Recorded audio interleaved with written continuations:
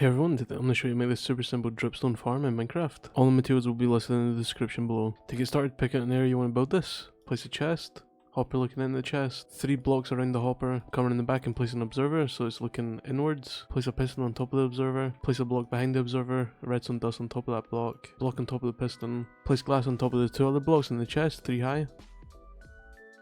Place your dripstone block in the middle, like so. Then raise each side up 2 more blocks.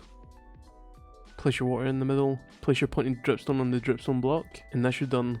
If I increase the random tick speed, you'll see the farm in action. As you've seen, when the dripstone grew, it broke the dripstone, which will then be collected in this chest.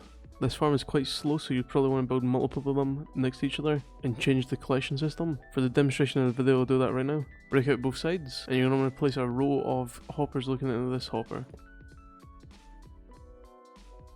Do it 4 long, like so, on each side. Then basically just copy this 1x4 area, this little module here, onto each hopper.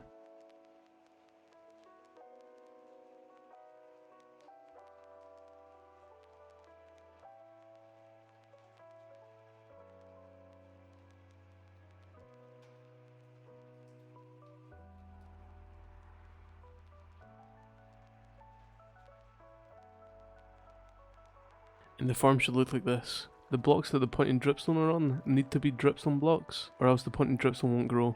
Then come up top and break out these 2 side blocks, and then make all the water source blocks.